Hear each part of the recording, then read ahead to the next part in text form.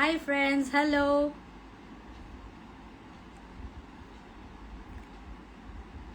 कैसे हैं आप लोग?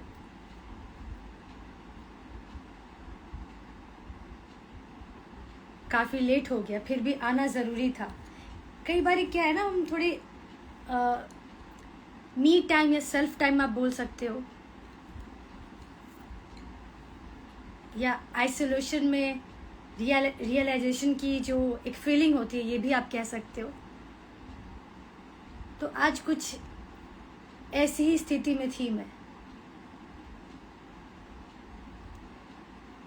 और ये भी बहुत ज़रूरी होता है ताकि हम जान सकें कि हम जो कर रहे हैं वो कितना सही है, या फिर कहीं पे कुछ चीज़ें हैं जो नहीं होनी चाहिए, या और किस तरह से बेहतर कर सकते हैं। बहुत सारे फैक्टर्स हैं, number of factors.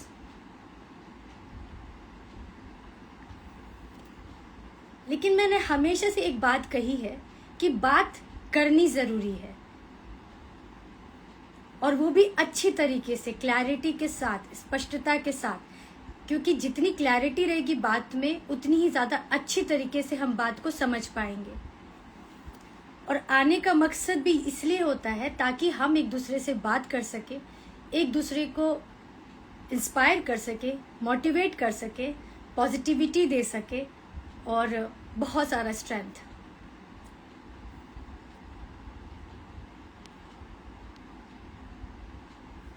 Zahid Abbasi, Radhe Radhe ji, Radhe Radhe. Khatri Jagdish, आप कैसे हो? मैं बिल्कुल अच्छी हूँ, आप कैसे हैं? मैंने तो कहा, देखो, मैं ऑनेस्टली मैंने कहा कि मैं अपना मी टाइम, सेल्फ रियलाइजेशन वाली जो होती है वो टाइम को स्पेंड कर रही थी। बिकॉज बहुत ज़रूरी है कभी थोड़ा ठहर करके खुद के साथ वक्त बिताए, खुद के आसपास जो चीज़ें हो रही हैं उसको भी देखें, अपने परिवार में क्या चीज़ें चल रही हैं उसका भी खबर लें। क्योंकि भागदौड़ भरी जिंदगी में हम इतना भागते जाते कि बहुत चीज़ों से अनजान रह जाते हैं। और फिर जब कुछ चीज़ें हो जाती हैं तो फिर हम सोचते, ओ ये कब हुआ, ये तो मुझे पता ही नहीं था, ये कब से शुरू हो गया। ऐसी बहुत सारी फैक्टर्स है, बहुत सारी बातें हैं।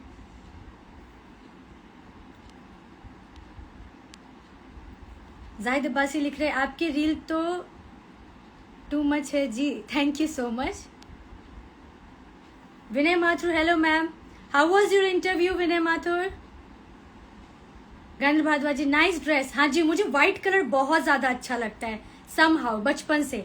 I think white is more about piece, purity and clarity. तो व्हाइट अपने आप में, और at the same time white में ये कैपेसिटी होती है चीज़ों को ऑब्जर्व करने का, and it reflects the negativity. जदबासी, आप पार्टी से आए हो आज? देखिए, जब मन खुश रहता है ना, जब मन अच्छा रहता है तो हर वक्त हर क्षण पार्टी होती है। और जब मन दुखी रहता है या तकलीफ में रहता है तो फिर पार्टी में भी मातम सा लगता है। तो देखिए, मैं सच कहूँ, मैं यहाँ जो आई हूँ आप लोगों से बात करने के लिए, वो इस विषय में है।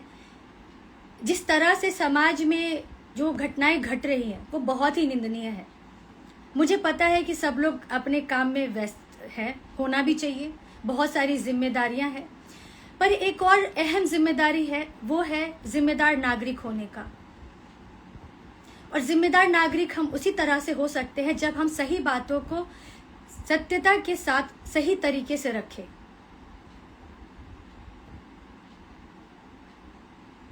जिक्स पंचाल लिख रहे, कर भला तो हो भला। बिल्कुल जिक्स पंचाल। खुशबू जी, क्या हाल है? मैं बिल्कुल अच्छी हूँ, आप कैसे हैं? तो देखिए, जो भी समाज में हो रहा है इस चीज़ से हम अनजान नहीं हैं। बहुत ज़्यादा भेदभाव हो रहा है, हिंदू मुस्लिम के ऊपर भी बहुत सारी चीज़ें हो रही, बहुत लोग पलायन कर रहे हैं।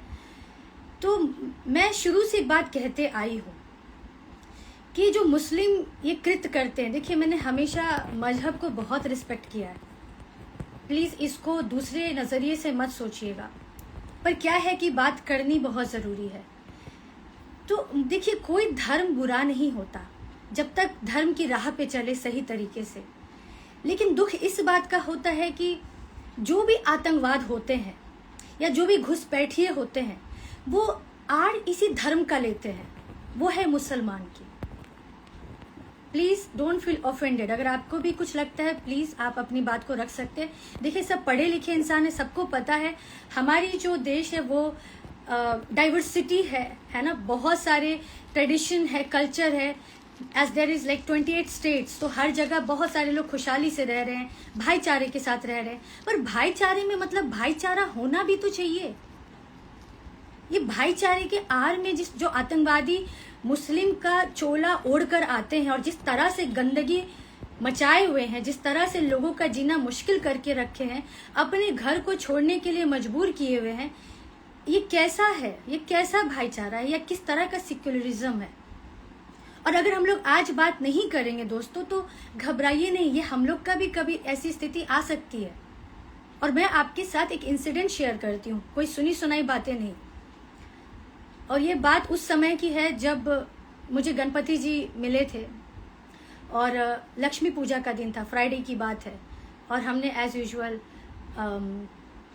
ओला बुक किया था एंड डेस्टिनेशन लोकेशन सेम था। As protocols of the company वो बुकिंग नहीं होनी थी, है ना, कि एक ही जगह पे जाना है, आपने जो पिकअप पॉइंट होता है सेम डाल दिया है और डेस्टिनेशन भी जगह सेम डाल दिया, तो लॉजिकली कंपनी वो राइड नहीं बुक करती, बट समहाउ हो गया। और उसके बाद जब ओला वाला आया मैंने उससे बात की कि मुझे यहाँ जाना है, और डोंट माइंड वो भी एक मुस्लिम थे, एंड आई टेल यू मेरा एक्सपीरियंस क्या रहा and how traumatic and disaster it was.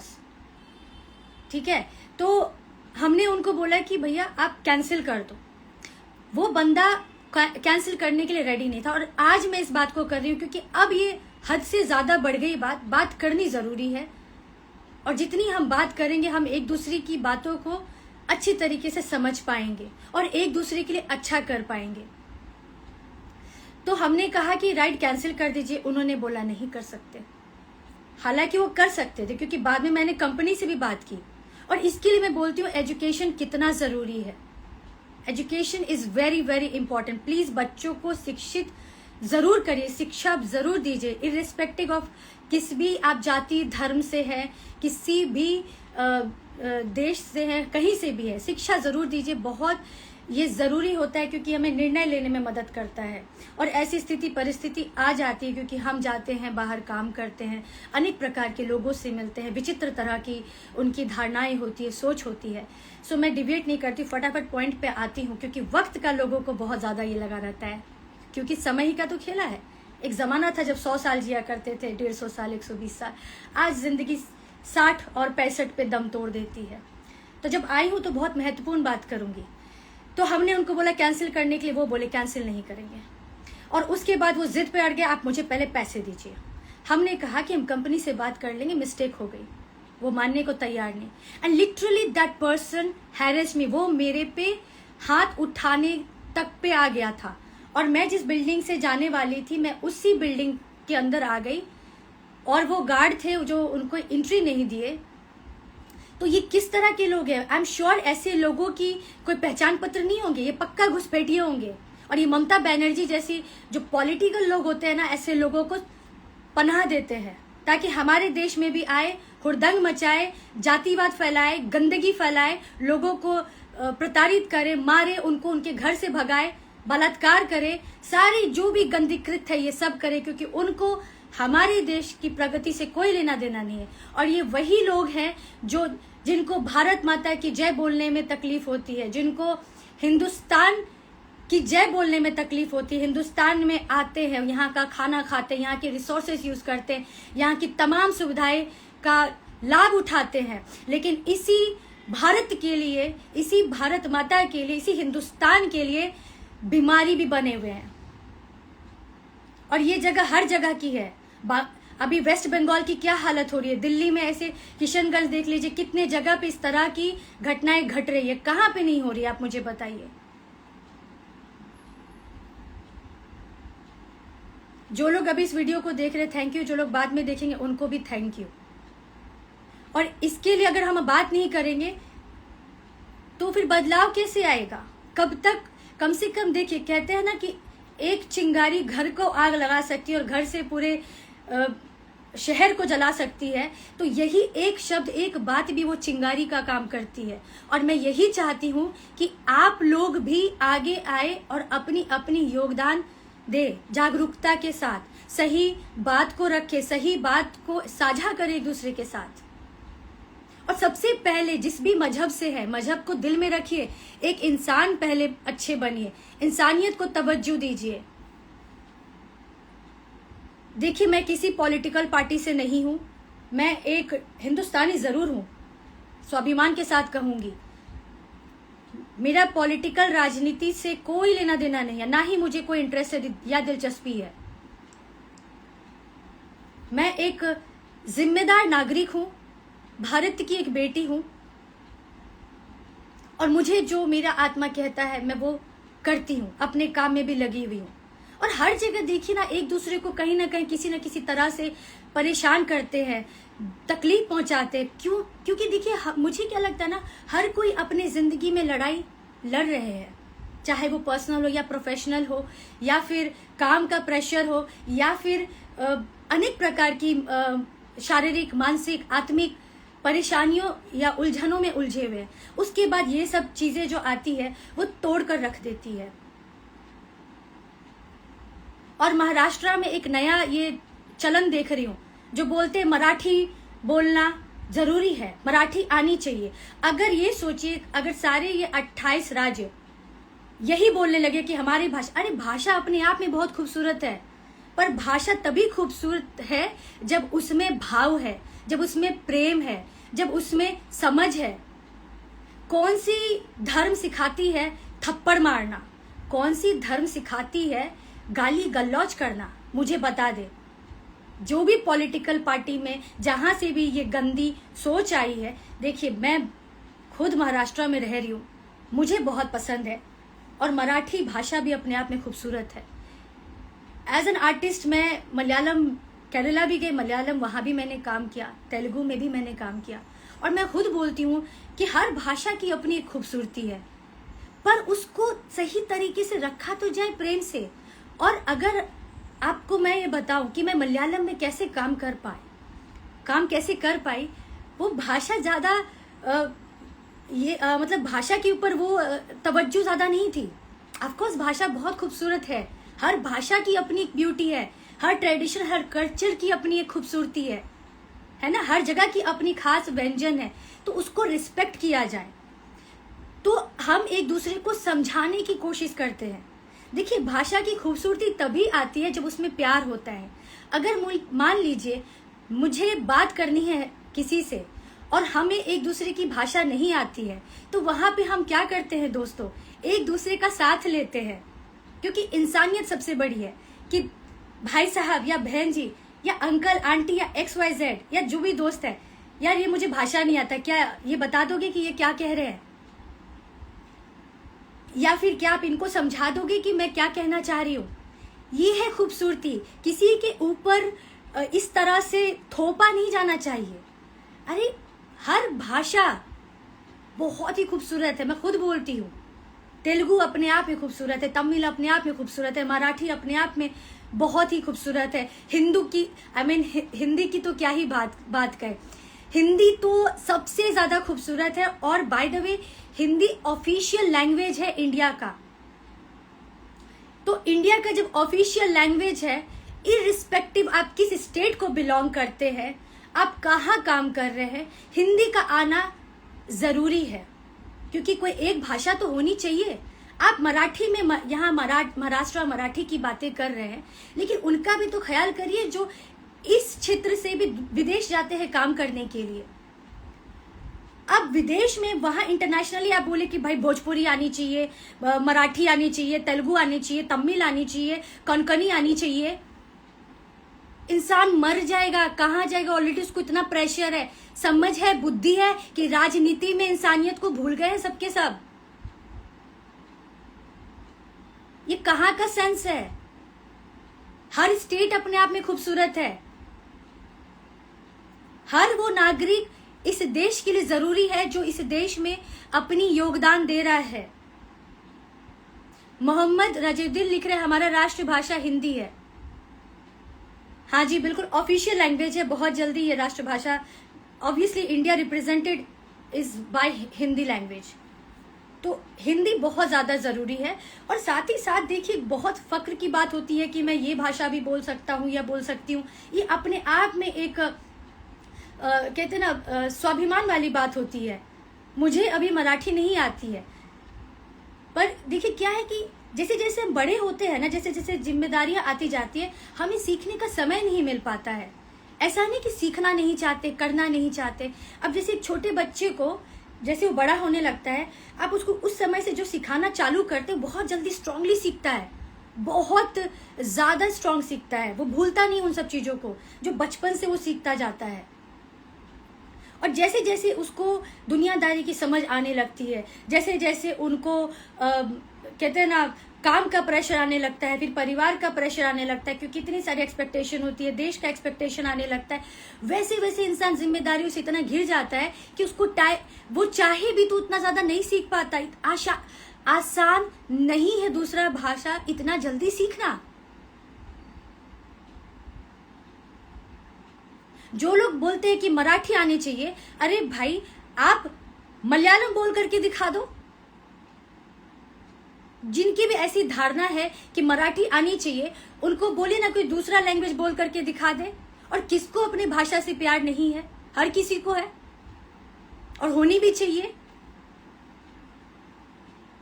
और कौन सी संस्कृति सिखाती है थप्पड़ मारना जा करके? अरे भाई कोई काम धंधा कर रहा है, आप मनसे के लोग बोल करके जाके थप्पड़ पे थप्पड़ मारे जाते हैं। अपने ही देश का नाम खराब कर रहे हैं, अपने ही राज्य का नाम खराब कर रहे हैं। अरे इसी चीज को आप प्यार से बोलिए कि अरे महाराष्ट्र में रहते हैं, अब मराठी आ जाना चाहिए। एक तरीका होता है बातों को रखने का। ये कोई तरीका नहीं है कि किसी को मार दो, किसी को मजबूर कर दो, किसी को जलील कर दो। जी पंचाल, आज आप बहुत गुस्से में लग रहे हैं। देखिए बात गुस्से की नहीं है, बात यह है कि अब कितना आप गुड बुक्स में रहोगे जब देख रहे हो कि परेशानी हो रही। देखिए कल किसी माँ बहन की इज्जत लूटी जा रही है, तो कल को हमारी भी माँ बहन हो सकती है, कल को हम लोग भी हो सकते हैं। हमें ये नहीं सोचना चाहिए कि अरे उन्होंने तो उसको मारा, फलाना ने उसको मारा। अरे नहीं, जो बात है उस बात की गंभीरता को समझना बहुत जरूरी है, और उन बातों को समझते हुए उसके ऊपर काम करना जरूरी है। देखिए ना, जब पॉजिटिविटी की बात करते अपने आप वो मुस्कुराहट आ जाती है। हम तो मैं खुद मराठी फिल्मों की भी बहुत तारीफ किया करती थी। ऐसी कई फिल्में हैं, सैराट है और एक और फिल्म थी बहुत अच्छा था जिसमें नाना पाटेकर जी ने काम किया। अरे क्या बताऊं मैं आपको, बात गुस्से की नहीं है, बात यही है कि जो हो रहा है वो गलत हो रहा है, और हम सबको मिलजुल कर इसके ऊपर काम करना चाहिए। हम नहीं बोल रहे कि किसी ने थप्पड़ मारा तो हमें भी जाके थप्पड़ मारना चाहिए, किसी ने गाली गलौज किया तो हम भी जाके गाली गलौज करें। नहीं, ये उनकी प्रवृत्ति है, ये उनकी अपब्रिंगिंग है, ये उनकी समझ है, और ये हमारी अपब्रिंगिंग है कि हम प्यार मोहब्बत से सही बात को सही तरीके से रखना चाहते हैं, लोगों तक पहुंचाना चाहते हैं। मैं खुद आज जहाँ रहती हूँ, यहाँ सब ज्यादातर मराठी है और हम बहुत प्यार मोहब्बत से रहते हैं।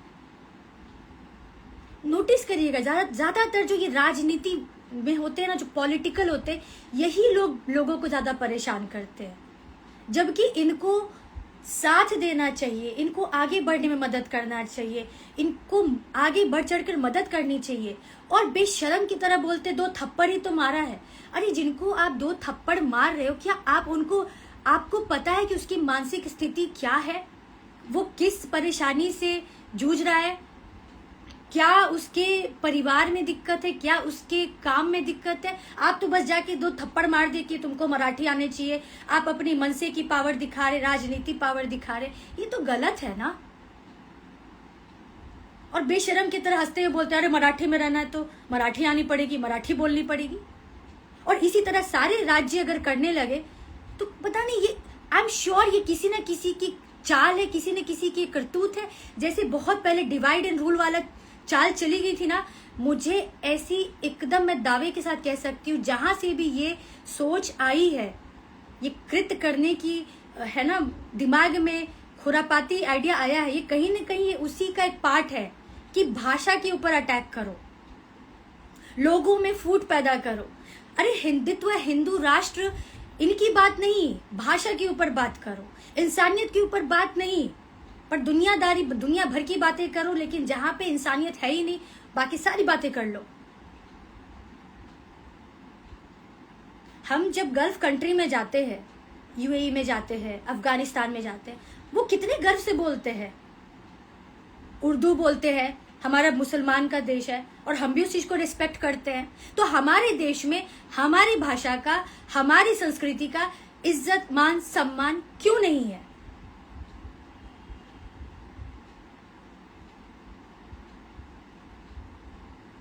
और मैं कोई यहाँ पे डिबेट नहीं कर रही हूं, मैं बस एक जो बात है वो रख रही हूँ। कुछ हो सकता है अगर मुझसे भूल चूक हो तो माफ करिएगा, आप अपनी बातों को भी रख सकते हैं। बांग्लादेश में जो हाल हुआ था सबको पता है ना क्या हुआ था।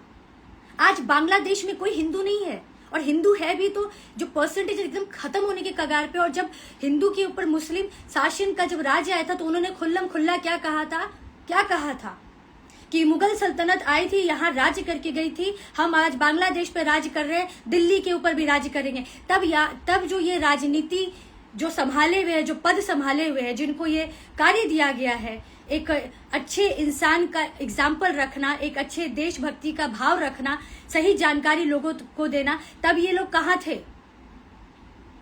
आज बांग्लादेश में हिंदू औरतों को घर में घुस करके बलात्कार किया जा रहा है, और यही चीज वेस्ट बंगाल में हो रहा है। और धीरे धीरे ये हमारे देश में ना नासूर बनकर हो जाएगा। और आज मैं आपके सामने ये बात रख रही हूं, ना जाने कितनी ऐसी घटनाएं घट रही होंगी। और जो ऐसे लोग आते हैं ना, नोटिस करिएगा, मैंने शुरू से कहा है, मुस्लिम के आड़ में ये लोग आतंकवादी होते हैं। इनका कोई जाति धर्म नहीं होता, बिल्कुल नहीं होता। ये लोग आते हैं और ये लोग ना हिंदू मुस्लिम कोई भी वो मार देंगे।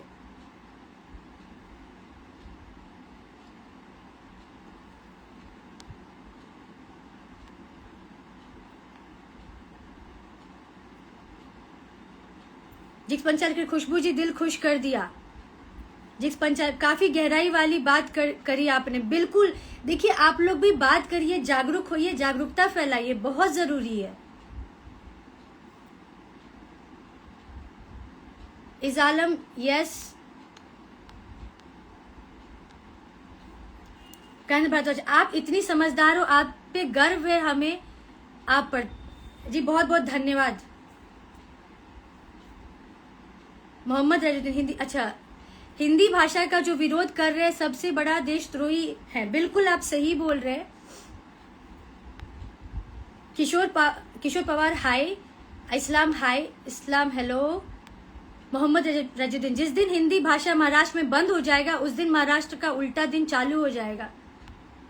जिक्स पंचाल, आज आप बहुत गुस्से में लग रहे हैं। अच्छा, ये मैसेज मैंने पहले ही पढ़ लिया था। मोहम्मद रजुद्दीन, अभी तो कल भैया लोग को मारा गया मराठी भाषा ना बोलने पर। मैम वही तो मैं बोल रही हूँ। देखो लोग, देखो दोस्तों, बहुत जरूरी है अभी एकता में आ जाओ। हिंदू मुस्लिम सिख ईसाई है सब आपस में भाई भाई, प्लीज इस चीज को समझो। और जो भी मुस्लिम ऐसा कृत्य कर रहे हैं, मैं उनको किसी धर्म में गिनती ही नहीं हूँ। मैंने शुरू से कहा है, जब पालघर वाला भी केस हुआ था, जब ऐसे अनेक कृत्य हुए हैं, मंदिर में जाके तोड़फोड़ हुई है, बहुत सारे घिनौने काम किए, मतलब जितना बात करे उतना कम है। न जाने कितने लोग अपने जाने गंवाए, कितनी अपनी माँ बहनों की इज्जत चली गई है। मोहम्मद रजुद्दीन लिख रहे, सभी भाषा का सम्मान करना चाहिए महाराष्ट्र के मुख्यमंत्री साहब को। देखिए हर जगह, चाहे महाराष्ट्र हो, चाहे वो बिहार हो, चाहे वो असम, कहीं भी हमें हर भाषा, हर ट्रेडिशन, हर कल्चर का एक रिस्पेक्ट होना चाहिए। देखिए हम लोग इस यूनिवर्स की टाइनेस्ट पार्टिकल है, आज है कल नहीं है। उम्र की भी जो है ना समय घटती जा रही है, तो जितनी जल्दी हम समझ जाए, संभल जाए, उतना ज्यादा बेहतर है। और वक्त से पहले लोग मार देते, 13 साल के बच्चे को मार देंगे। अभी दिल्ली में क्या हुआ, 10th में जाता था तो उसको मार दिए, और उल्टा जिसको मार देते वो बोलते हैं कि उसको वो आतंकवादी है, बट बेचारा स्कूल जाता है, पढ़ाई कर रहा है, वो कैसे आतंकवादी हो गया?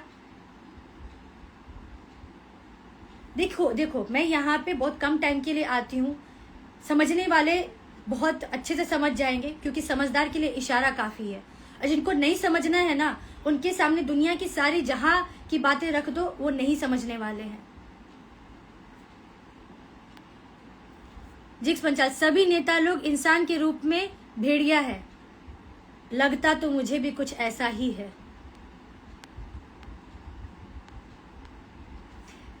तो ये बातें थी। तो देखिए, हमारा खुद का भी एक दायित्व बनता है अपने देश के प्रति, अपने लोगों के प्रति।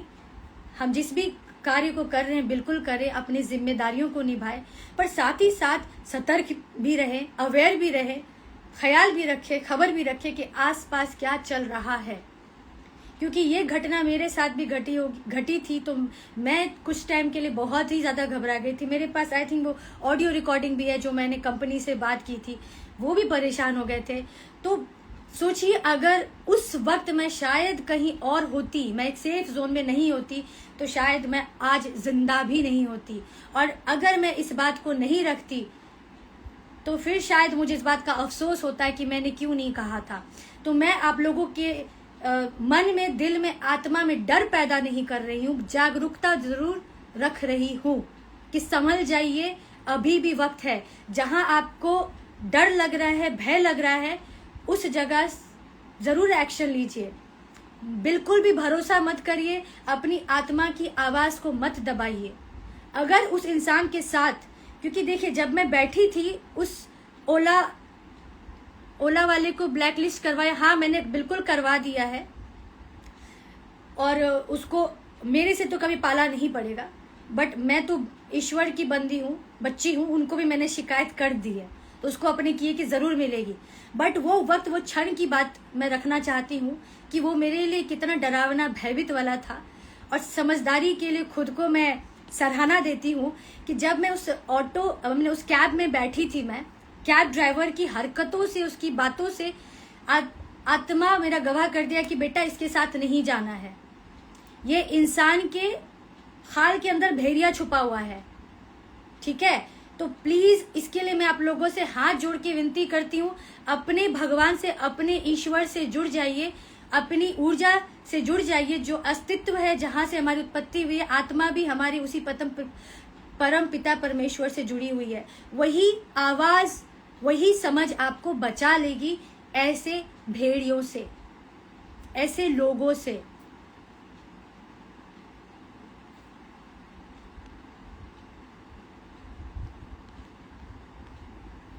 गायन भारद्वाज, आप सही हो, बिल्कुल। गायन भारद्वाज, आपको भगवान रक्षा करेंगे क्योंकि आप अच्छे इंसान। बिल्कुल, देखिए मैं तो बिल्कुल इस बात को स्वाभिमान के साथ कहूंगी कि माता पिता जन्म जरूर दिए, शिक्षा भी दिए, बहुत जरूरी था, लेकिन कई ऐसे पड़ाव आए, कई ऐसे घड़ी आई, कई ऐसे पल आए जहां पे कोई साथ न था। साथ थी तो बस वो एक आत्मविश्वास और अपने परम पिता परमेश्वर के ऊपर पूरी विश्वास कि कुछ भी हो वो संभाल लेंगे, क्योंकि हमने हमेशा सच के साथ खड़ी रही, सच के साथ चलती रही। और ऐसे कई लोग आए जो गलत कृत्य करने की कोशिश भी किए, भले वो छाती पीट के रोते रहे, बट बेड़ा पार ईश्वर ने लगा दिया। लेकिन हम कभी जानबूझकर ऐसी गड्ढे में नहीं जाते हैं, ये भी बता दूं मैं, क्योंकि अब काम कर रहे हैं तो पाला पड़ता है, स्थिति परिस्थिति ऐसी आ जाती है, क्योंकि बहुत लोग मास्क लगाए होते हैं, दिखाते कुछ और होते कुछ और ही है। लेकिन जब ऐसी घड़ी आ जाए दोस्तों, तो प्लीज हिम्मत रखिएगा, बुद्धि से काम लीजिएगा और अपने भगवान, अपने इष्ट से जरूर जुड़कर रहिए। और एक बहुत बड़ी बात कहना चाहती हूँ, और इस बात के साथ मैं इस वीडियो को एंड करूंगी। जो भी आप मैसेज कर रहे हैं उस मैसेज को मैं जरूर पढ़ूंगी।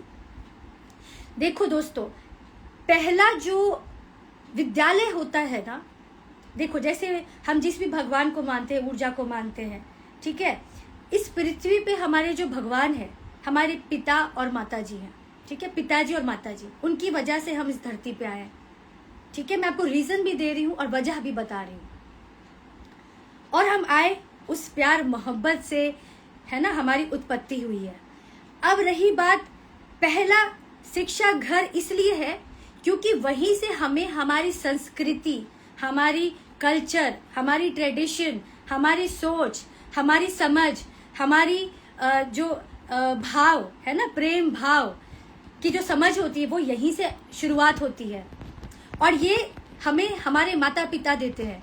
और मैं अपने माता पिता को बहुत दिल से हर दिन धन्यवाद देती हूँ कि उन्होंने मुझे मेरे भगवान से जोड़ा है। हम जब छोटे थे तभी माता पिता जी सुबह उठा दिया करते थे और हम पूजा ज़रूर किया करते थे, कुछ भी हो पूजा करते थे और फिर अपने दिनचर्या की शुरुआत करते थे। अब इसी तरह देखिए, अगर हम मुस्लिम लोगों की बात करें तो उनके भी देखिए छोटे छोटे जो बच्चे होते मदरसे जाते, कहाँ जाते, मदरसे जाते हैं। वहाँ पे वो अपने अल्लाह की और उनकी जो भी कुरान है उनकी जानकारी लेते हैं ना, उनको बहुत अच्छे से दिमाग में समझा दिया जाता है, बता दिया जाता है और बहुत स्ट्रांगली, है ना, उनको बता दिया जाता है। उसके बाद वो स्कूल में जाते हैं। तो दोस्तों, पहले तो गुरुकुल हुआ करता था ना, अभी ऐसा है नहीं।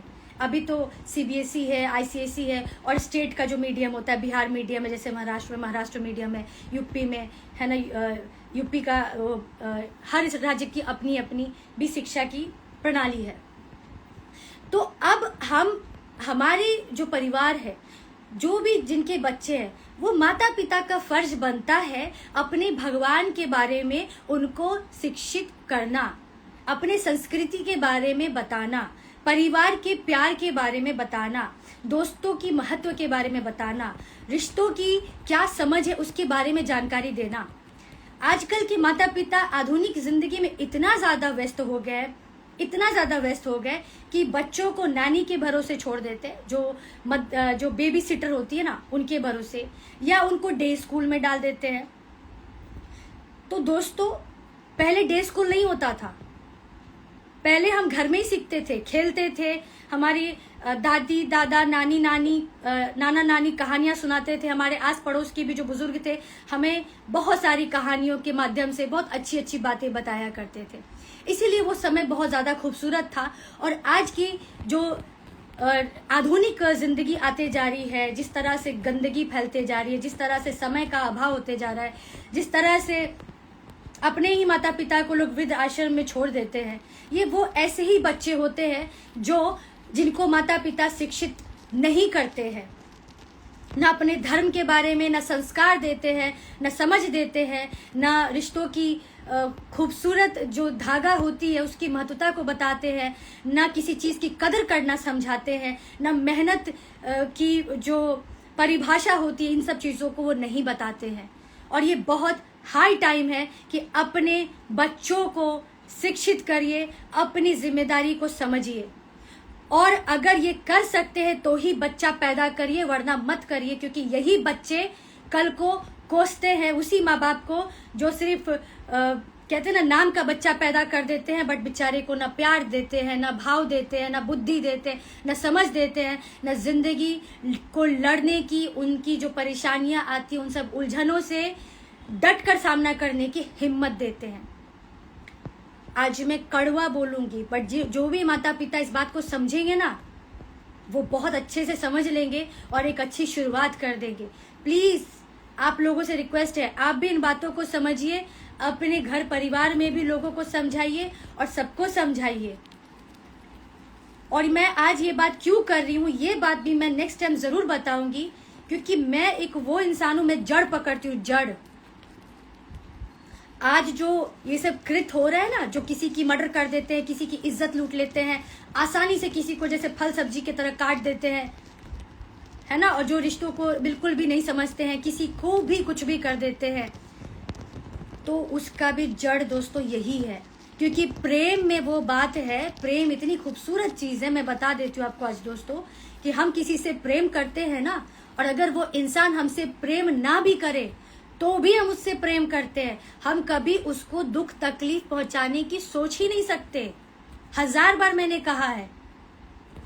और ये समझ तभी आ सकती है जब एक माता पिता प्रेम की परिभाषा समझाते हैं। जो आज मर्द आसानी से किसी औरतों की इज्जत लूट लेते हैं, अत्याचार कर लेते हैं। जो एक औरत किसी मर्द के ऊपर अत्याचार कर लेती है, किसी घर परिवार को तहस नहस कर देती है, दोस्तों इसका भी जड़ यही है, क्योंकि ऐसे बच्चों को शिक्षा नहीं दी जाती है। शिक्षा सिर्फ वो स्कूल वाला दिया जाता है, वो भी क्या है, वो वेस्टर्न कल्चर है। मैं खुद एक कॉन्वेंट में पढ़ी लिखी लड़की हूं। हमें ये सब संस्कार, ये सब शिक्षा, ट्रेडिशन, कल्चर, हमारी संस्कृति, प्रेम भाव है ना, धर्म के बारे में ज्ञान, ये सब वहां पे नहीं होता, क्योंकि वहां पे English is more important. Western culture को ज्यादा इंपॉर्टेंस देते हैं, विदेशी जो संस्कृति उसको ज्यादा वो तवज्जो देते हैं। और इस बारे में किसी को बात करना है तो मैं दुनिया के सामने भी बात कर सकती हूँ। मेरी इंटेंशन सिर्फ इतनी है कि इस दुनिया को जीने की लायक बनाई जाए, खूबसूरती से जिया जाए, एक दूसरे के लिए अच्छी सोच रखी जाए, एक दूसरे का साथ दिया जाए और उसके लिए थोड़ी सी जहमत उठाई जाए।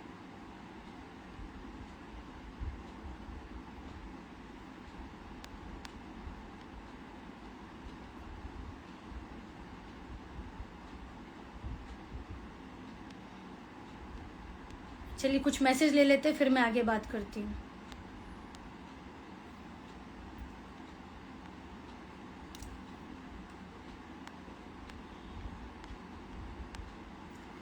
गायत्री भारद्वाज जी लिख रहे आप सही हो, थैंक यू। जय श्री राम, जय श्री राम। जिक्स पंचाजी लिख रहे बाय द वे आप उंगलियों पे 4 चांद लगा रही है रिंग्स। हाँ अच्छा लगता है। विनय माथुर मैम आपको मेरे सॉन्ग्स कैसे लगे वो बताओ प्लीज। अब तो आपको ट्रस्ट हो गया है ना, आई कैन प्ले गिटार। बिल्कुल, देखिए सबसे पहली बात खुद का ट्रस्ट होना बहुत ज्यादा जरूरी है, और दूसरी चीज जिस भी क्षेत्र में काम कर रहे हैं, जिस भी कला में काम कर रहे हैं, जिस भी कार्य में कार्य कर रहे हैं, तो उसमें अनंत है चीजें सीखने के लिए। जैसे आप गिटार बजा रहे हैं तो गिटार में भी बहुत कुछ है एक्सपेरिमेंट करने के लिए, नई नई चीजों को सीखने के लिए। प्लीज अपडेट होते रहिए, अपडेट होना बहुत जरूरी है, क्योंकि मैं भी इस बात पे यकीन रखती हूँ, इसलिए आपको भी यही बात कह रही हूँ। गायत्री भारद्वाज जी आपके विश्वास की जीत होगी एक दिन, बहुत बहुत धन्यवाद। देखिए आप सबका साथ मेरे लिए बहुत जरूरी है, और देखिए मैं भी सीखती रहती हूँ, हमेशा खुद को बेहतर बनाने के ऊपर यकीन करती हूँ। अच्छाइयों को अपनाते जाना है, और जो कमी कमजोरी है उसको दूर करते जाना है, अपने आप बेहतरी आते जाएगी। Monty rock hello queen, hello Monty rock. आप क्या चाहते हैं कि हम हमला करें? नहीं नहीं, मैं बिल्कुल नहीं चाहती कि हमला करिए, बट जागरूक जरूर हो जाइए, एकजुट जरूर हो जाइए। याद रखिए हम हिंदुस्तानी हैं, हम है हिंदू, है ना गाना, हम है हिंदुस्तानी, हम है हिंदुस्तानी। उस गाने में काफी सारी अच्छी लाइंस है, अभी मुझे याद नहीं आ रहा क्योंकि मैं अभी दूसरे जोन में, मैं नेक्स्ट टाइम जरूर बताऊंगी।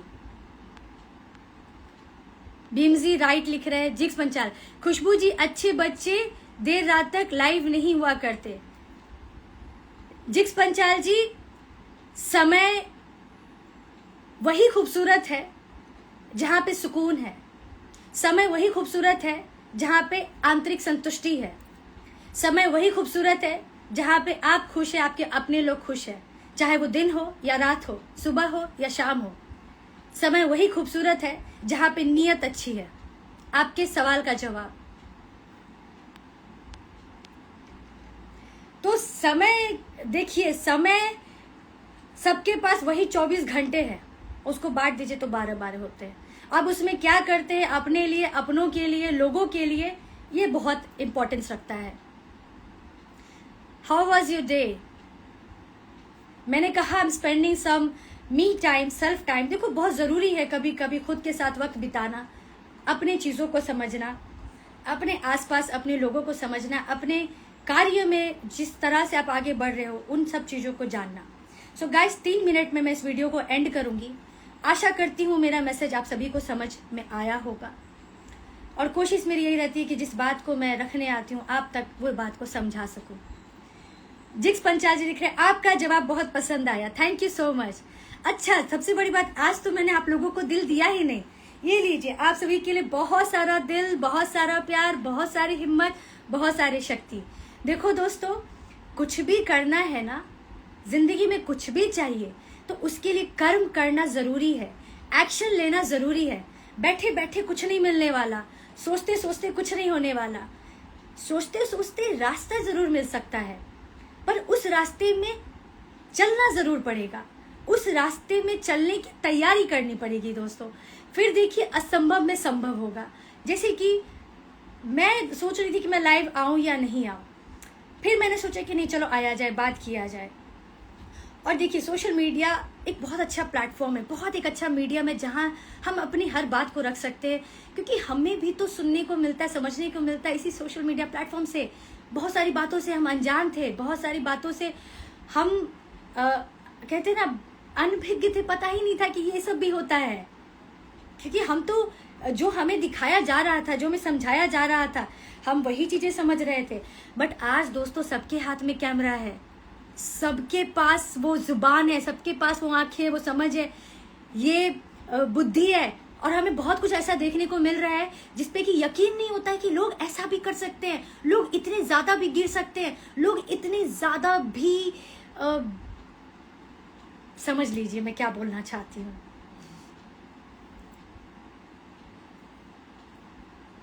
विनय माथुर, समय वही खूबसूरत है जब आप लाइव हो, थैंक यू सो मच। तो देखिए, ऐसी बहुत सारी चीजें हैं। और मैं एक और बात बता देती हूँ, एक इंसिडेंट आपके साथ शेयर करती हूँ, मेरे साथ हुआ, और ठीक है, इस वीडियो के साथ मैं एंड कर लूंगी।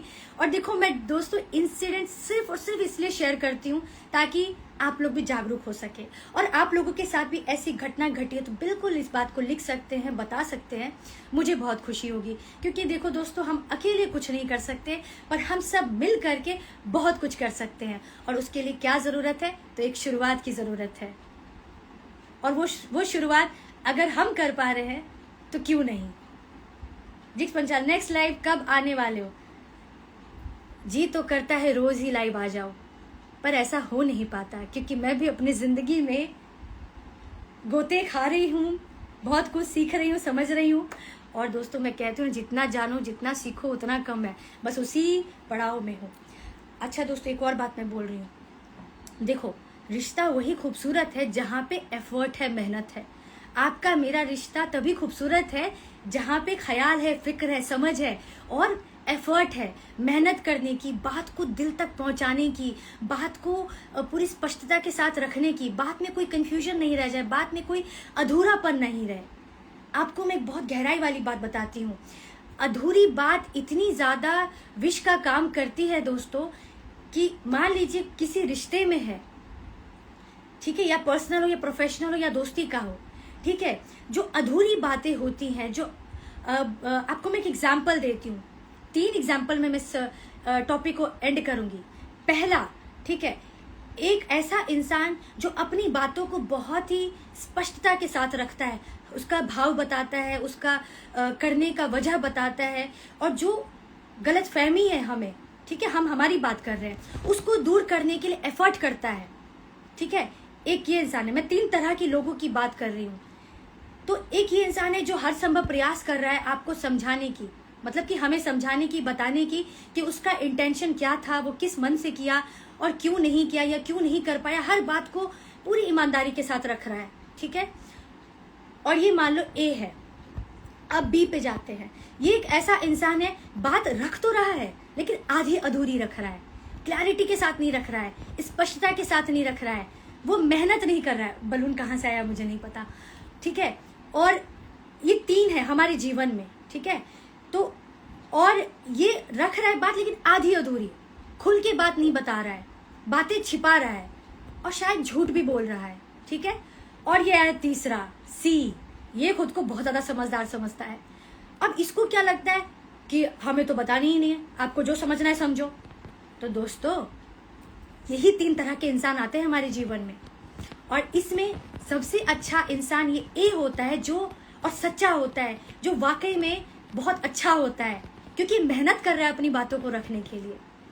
और ऐसा इंसान ना, सच बता रही हूँ, उस ऊर्जा से जुड़ा होता है। और ऐसा जो इंसान है ना, इनको वो संस्कार भी मिली होती है, उनको वो रिश्तों की समझ भी मिली होती है। इनके माता पिता इनको बहुत अच्छी संस्कार दे रहे होते हैं, बहुत अच्छी परवरिश दिए होते हैं, इंसानियत को समझाए होते हैं। और ये होते हैं बी, जिनके माता पिता आधी अधूरी बातें बताते हैं, अपने आप में ज्यादा व्यस्तता रखते हैं, जिनको समाज और दुनियादारी से ऐसा कोई लेना देना नहीं रहता, बहुत ही सेल्फिश होते हैं। और ये आते हैं सी, ये बहुत ज्यादा सेल्फिश होते हैं, इनको कोई परवाह ही नहीं होती कि दूसरा इंसान मरे चाहे जिए। अब मैं बता रही हूँ ये एग्जाम्पल क्यों दे रही हूँ। 3 एग्जाम्पल जो मैंने दिया दोस्तों, वो इसलिए दिया क्योंकि इसी तरह के लोग अक्सर हमारे जीवन में आते हैं। तो दोस्तों, आधी अधूरी बातें जहर का काम करती है, वो इसलिए करती है। और ऐसे लोगों से सतर्क हो जाइए जो बात को सही तरीके से ना रखे। ऐसे लोगों की बातों को बार बार सुनने की जरूरत भी नहीं है, क्योंकि आप जितना भी मेहनत कर लीजिए, जितना भी समय दे दीजिए, जितनी भी सोच आप दे दीजिए, आप बात समझ ही नहीं पाएंगे, क्योंकि सामने वाला इंसान हमें बता ही नहीं रहा है। और पहला वाला अगर इंसान इतनी मेहनत कर रहा है दोस्तों, तो उसको जरूर समझिए, उसको जरूर जानने की कोशिश करिए, उसको मौका दीजिए, उसको पूछिए भी, जानिए भी, समझिए भी। और जो तीसरे तरह के लोग होते हैं, जो तुमको सोचना है सोचो, उनसे हाथ जोड़ लीजिए, ठीक है भाई, हमें जो सोचना है हम सोच लेंगे, क्योंकि ऐसे भी वो तो बात करने वाले नहीं है, तो बात वही खत्म कर दीजिए, आगे बढ़िए, उनसे अच्छे लोग आपको मिलेंगे। क्योंकि ऐसा नहीं कि सब लोग बुरे हैं, अच्छे लोग भी हैं, तभी ये सृष्टि चल रही है। जिस दिन सारे लोग बुरे हो गए, जिस दिन सारे लोग स्वार्थी हो गए, जिस दिन सारे लोग की नीयत खराब हो गई दोस्तों, उसी दिन प्रलय आ जाएगा।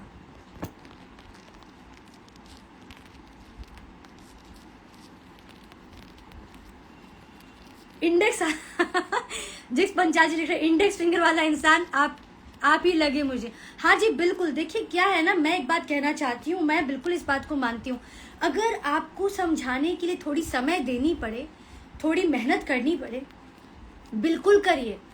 और ईश्वर को साक्षी रख करके बोलिए, क्योंकि बहुत जरूरी है। क्योंकि आधी अधूरी बातें जहर का काम करती है, और आधी अधूरी बातें किसी मंजिल तक पहुंच ही नहीं सकती। चाहे वो रिश्ता हो, चाहे वो काम हो, चाहे वो खुद की जिंदगी हो, वो खराबी करेगी। और तीसरी वाले तो तहस नहस बर्बादी करेगी। तो जड़ यही है कि प्लीज अपने बच्चों को अच्छी परवरिश दीजिए। अगर बच्चा नहीं पाल सकते, बच्चे को समय नहीं दे सकते, तो प्लीज दोस्तों बच्चा पैदा मत करिए, चाहे आप किसी भी धर्म में हो, किसी भी आप मजहब के हो, मतलब जो भी बोले, ठीक है।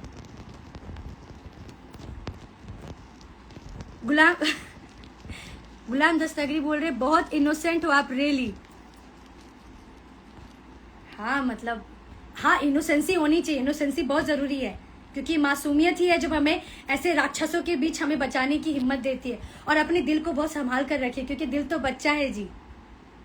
तो बचपना बहुत अच्छे से संभाल कर रखिए, और अपनों के बीच बिल्कुल खुल के बचपना करिए। और जो हमेशा कहती हूँ, हम सबके लिए सब कुछ नहीं कर सकते, पर कुछ के लिए बहुत कुछ कर सकते हैं, और ये कुछ हमारे अपने लोग होते हैं, तो इनके साथ जरूर बचपना करिए। पर इनको वक्त भी दीजिए, समय भी दीजिए, समझ भी दीजिए, साथ भी दीजिए। क्योंकि ऐसे कुछ लोग में ना, हमसे उम्र दराज के भी लोग होते हैं, हमारे परिवार के भी लोग होते हैं, हमारे दोस्त लोग भी होते हैं। तो प्लीज समय दीजिए, उनकी बातों को भी समझिए, उनको भी सही बात बताइए। रिश्ता वही खूबसूरत है दोस्तों जहाँ पे अपनापन है। दोस्तों देखो, बात को करते करते वक्त का पता नहीं चलता, ये भी एक प्यार का साइड इफेक्ट है। चलो फटाफट मैं मैसेज लेती हूँ दोस्तों, फिर मैं इस वीडियो को एंड करती हूँ।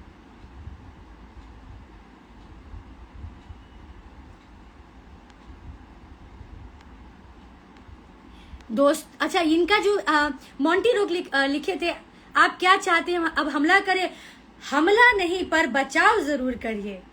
जैसे कि जब मिक्स मार्शल आर्ट करते हैं ना, मैं MMA कर रही थी, तो मैं बात आपको बताना चाहूंगी, हमें झगड़ा करने के लिए, मारम पिट्टी करने के लिए नहीं सिखाया जाता, बट डिफेंस के लिए जरूर सिखाया जाता है। तो जब बात बचाव की आए, डिफेंस करने के लिए आए, तो बिल्कुल डिफेंस करिए, और अस्त्र और शस्त्र भी उठानी पड़े तो उठा लीजिए।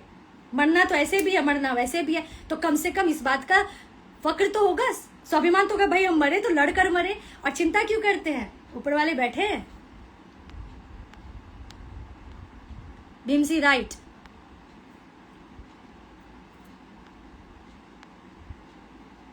समय वही खूबसूरत। अच्छा, ये मैंने पढ़ लिया आपका मैसेज।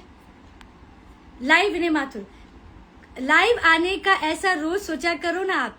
रात को 10 बजे बाद आप रोज सोचना स्टार्ट कर लिया करो, आपको लाइव आना है रोज। That's really sweet.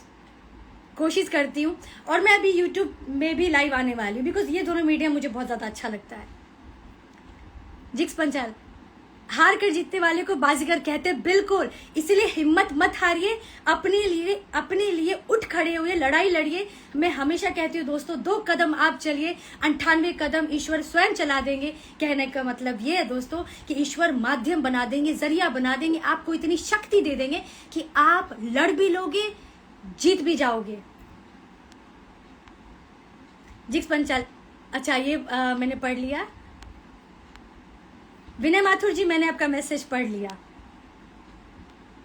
जिक्स पंचाल, यहाँ से 50-50 कोस दूर गांव में जब बच्चा रात को रोता है तो माँ कहती है बेटे सो जा, नहीं तो गब्बर सिंह आ जाएगा। बिल्कुल, वो भी एक समय था। आज भी माँ ये बात बिल्कुल कह सकती है बच्चों को। तो देखो दोस्तों, बहुत ज़रूरी है, एक माता पिता का जो फर्ज है उसको प्लीज़ निभाइए। अपने बच्चों को अपने संस्कृति से जोड़िए, अपनी सभ्यता से जोड़िए। उनको भगवान की जो परिभाषा है, भगवान की जो शक्ति है, जो ऊर्जा है, उनसे उनको वाकिफ कराइए। बहुत ज़रूरी है। मंत्र में बहुत शक्ति होती है। मंत्र और कर्म जब जुड़ जाता है तो असंभव में संभव होता है। मैं क्या कहूँ दोस्तों, क्योंकि मंत्र और कर्म और विश्वास। It's me Sagar, hi madam.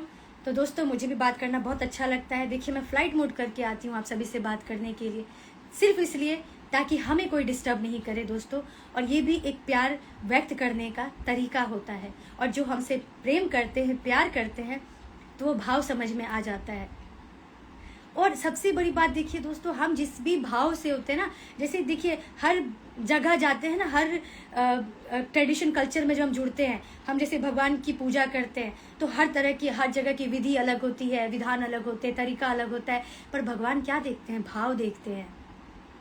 उसी तरह हमें हर इंसान में भाव देखना चाहिए, हर धर्म में भाव देखना चाहिए, हर इंसान में भाव देखना चाहिए।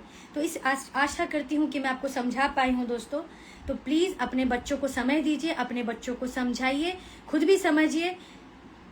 2 पैसे कम भी कमा लेंगे तो चलेगा। जो आजकल पति पत्नी इस होड़ में लगे रहते हैं ना, पैसा कमाना है, ये करना है, वो करना है, तमाम तरह की सुविधाएं और उसमें लगे रहते हैं। तो प्लीज़ 2 पैसे कम कमा लीजिए, चलेगा, लेकिन बच्चों को वो शक्ति से कहते हैं ना, परम पिता परमेश्वर से, वो आदि शक्ति से, वो शिव शक्ति से जरूर जोड़ दीजिए। और जो भी जिस धर्म के हैं, वो जैसे वो अपना काम बखूबी कर रहे हैं, बहुत अच्छे से कर रहे हैं, ये बात सबको पता है। चाहे वो मुस्लिम हो, चाहे वो सिख हो या ईसाई हो, वो बिल्कुल कर रहे हो, अच्छी बात है। लेकिन हमें भी जागरूक होना चाहिए, हमें भी इसके प्रति सजग होना चाहिए और अपना कार्य को ईमानदारी से करना चाहिए। तो दोस्तों, आशा करती हूँ ये लाइव बहुत अच्छा रहा होगा। आप सभी को बहुत सारा प्यार, बहुत सारा स्ट्रेंथ, बहुत सारी क्या कहते हैं, और please life is very very precious. Please किसी की जान मत लीजिए, खुद की भी जान मत लीजिए, किसी और की भी जान मत लीजिए। लाइफ बहुत इंपॉर्टेंट है। ऐसा कोई भी रिश्ता है, ऐसा कोई भी काम है, ऐसा कोई भी स्थिति, परिस्थिति, मनोस्थिति है जो आपको मजबूर कर रही है, आपके वर्थ पे क्वेश्चन कर रही है, आपके मेहनत पे क्वेश्चन कर रही है ना, आपको आपके वजूद पे क्वेश्चन कर रही है, आपको मानसिक प्रताड़ित कर रही है, आपको जिंदगी जीने नहीं दे रही। तो प्लीज़ दोस्तों, ऐसे हर चीज़ से अपने आप को दूर कर लीजिए, उसी में भलाई है।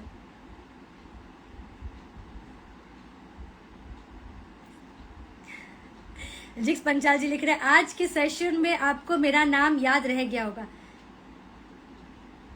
हाँ जी, बिल्कुल। देखिए, अच्छी बातें, भाव, प्रेम एक ऐसा माध्यम है जिसको आप भूल ही नहीं सकते।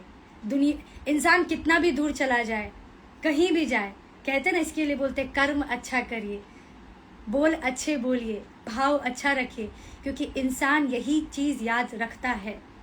आज हमारे माता पिता कहीं भी हो, हमारे भाई बहन कहीं भी हो, हमारे दोस्त कहीं भी हो, उनकी बातें याद रहती है, उनके कर्म याद रहते हैं, उनको हमारे कर्म याद रहते हैं। हम जिनके साथ भी काम करते हैं, हो सकता है जैसे कि स्कूल के दोस्त होते हैं और इस तरह से हम ज़िंदगी में आगे बढ़ते जाते हैं, तो वो हमारे उसी कर्म को याद रखते हैं, हम उनके कर्म को याद करते हैं। तो बस कहानी इतनी सी है। जिक्स पंचाल जी, बिल्कुल आप मुझे पहले भी याद थे, अभी भी याद है। विनय माथुर जी, आपके घर ऑलवेज कोई ना कोई फंक्शन होता है क्या? आपके पीछे बैकग्राउंड में ऑलवेज माला लगी होती है वॉल पर। देखिए, ये आर्टिफिशियल फ्लावर्स है और खूबसूरत दिखना, खूबसूरत तरीके से रहना, खूबसूरत बनाना बहुत ज़रूरी है, पर ये खूबसूरती अंदर से भी होनी चाहिए, ये भी बहुत ज़्यादा ज़रूरी है। तो जैसे हम कहीं भी जाते हैं, खूबसूरती हमें अट्रैक्ट करती है। तो हालांकि ये मेरा असिस्टेंट है सुवेश, ये उसका काम है। हालांकि सच बताओ तो मेरा ऐसा कोई इरादा नहीं था ये फूल पत्ती लगाने का, पर कहते हैं ना दोस्तों, प्रेम में बहुत ताकत होती है, शक्ति होती है। उतने प्रेम से लगा गया कि मैं उसको मना नहीं करी।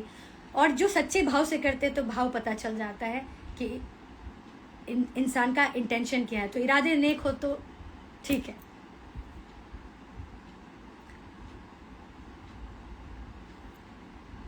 गुलाम दस्तगीर लिख रहे, थैंक्स दीदी। जिक्स पंचाल, लास्ट मैसेज बोलकर डन कर भला तो कर भला तो हो भला, कर बुरा तो हो बुरा। बिल्कुल यही बात सत्य है। बहुत बहुत बढ़िया दीदी, थैंक यू। गुलाम दस्तगीर, जिक्स पंचाल, लास्ट में बोलकर आज का दिन समाप्त घोषित करो, कर भला तो हो भला। क्या हो गया है आपको? बिल्कुल, कर भला तो हो भला, यही कहानी है, यही खूबसूरती है। तो इसी तरह सबका भला करते रहिए। और सबसे पहले दोस्तों, खुद का भला करिए। खुद की मानसिक और शारीरिक और आत्मिक की जो स्थिति है उसको सुरक्षित रखिए। स्थिति, परिस्थिति, मनोस्थिति, इसको सुरक्षित रखिए, तो ही किसी और का भला कर पाएंगे। और जिंदा रहेंगे तो ही किसी का भला कर पाएंगे। समझदार के लिए इशारा काफी है, सोच लीजिए मैं क्या बोल रही हूँ। और जिक्स पंचाल जी, थैंक यू सो मच। कहते ना कि चिंगारी से ही आग बढ़ती है, तो बस यही कहानी है। कुछ शब्द आपने कहे और कहीं मेरा कनेक्शन जुड़ गया और हमने हमारी बात रख दी। तो दोस्तों, पहले अपने लिए भला कर लीजिए, स्टैंड ले लीजिए, अपने आप को जिंदा रहने लायक रख लीजिए, काम करने लायक रहने दीजिए, उसके बाद ही भला कर लीजिए किसी का। सो बहुत अच्छा लगा आप सभी से बात करके। सो खुश रहिए, खुशियां बांटिए, life is really beautiful. Please take action before it's late and stand for yourself and fight strongly. ठीक है, अपने बचाव के लिए लड़ना जो है ना, उसको लड़ने से ज्यादा बचाना कहते हैं। अपनी बचाव में तो देखो, जब युद्ध करने की जरूरत हो जाए, जब एक्शन लेना पड़े, तो बिल्कुल बुद्धि और समझ के साथ लीजिए। किसी को नुकसान नहीं पहुंचाना, बट एक्शन लेते तो नुकसान ऑटोमेटिकली पहुंचता है। दोस्तों, सबसे बड़ी बात, Karma is the most beautiful thing on this planet. कर्म ही सत्य है, कर्म ही सबसे खूबसूरत है। कर्म ही सत्य था, कर्म ही खूबसूरत है। कर्म जैसा करेंगे वैसा होएगा। आज जो माता पिता वृद्ध आश्रम में जाने के लिए मजबूर हो रहे हैं, वो यही माता पिता है दोस्तों, जो अपने बच्चों के साथ वक्त नहीं बिताए, जो अपने बच्चों को अपनी संस्कृति के साथ नहीं जोड़े हैं, जो अपने बच्चों को भगवान से नहीं जोड़े हैं, जो अपने बच्चों को लाड प्यार में बिगाड़ करके इतना बिगाड़ दिए कि उनको रिश्तों की समझ नहीं आई, उनको किसी चीज की कदर नहीं रही। ये कड़वा है पर ये सच है, और जड़ इसी में है। जिस क्षण इस बात को समझ जाएंगे, उसी वक्त देखिएगा एक नई बिगिनिंग होगी, एक नई स्टार्ट होगी, एक नई चेंज होगी। If we want the change, we need to be the change and we need to start from ourselves. जो हो गया सो हो गया, ठीक है, उसके लिए जो हम कर सकते हैं बिल्कुल करेंगे, लेकिन अब शुरुआत कर दीजिए दोस्तों। प्लीज प्लीज प्लीज, मेरी आप सभी से प्रार्थना है, प्लीज अपने घर परिवार में सबको बोलिए, अपने भगवान से जुड़े, पूजा पाठ करें, और जिस भी कार्य को कर रहे हैं उसको ईमानदारी से करें, और रिश्तों को समझे, बड़े बुजुर्ग का प्लीज आदर सत्कार करिए, और हाथ उठाने की कोई आवश्यकता नहीं है। हाँ, अपने बचाव में अगर हाथ उठाना पड़े तो वो एक अलग बात है, क्योंकि दोस्तों हम वो नहीं है कि एक गाल पे थप्पड़ मारोगे तो दूसरा गाल दे देंगे, नहीं, वो जमाना गया। एक गाल पे थप्पड़ मारोगे तो 10 तरीके से थप्पड़ लगेंगे। कैसे लगेंगे? एक्शन लेंगे, कर्म का तो सजा मिलना ही मिलना है, और जो ऊपर वाले बैठे हो बहुत अच्छे से इंसाफ करेंगे, लेकिन आवाज जरूर उठाएंगे, उसको रोकेंगे जरूर कि अब बस हो गया। क्योंकि हम उसको थप्पड़ मारने देंगे या नहीं, तुम मारेगा कैसे? अब एक बार थप्पड़ मार दिए तो उसी में सतर्क हो जाना है ना। और आवश्यकता ऐसी बहुत ज्यादा हो जाए कि बचाव में, तो फिर वो एक अलग बात है दोस्तों। अब मैं क्या ही कह सकती हूँ, आप लोग खुद ही समझदार है, खुद ही वाकिफ है। चलिए bye bye, take care. Life is beautiful, और लाइफ को ब्यूटीफुल बनाने के लिए प्लीज मेहनत करिए, मैं भी कर रही हूँ। खुश रहिए, खुशियाँ बांटिए। With this message, good night, good night.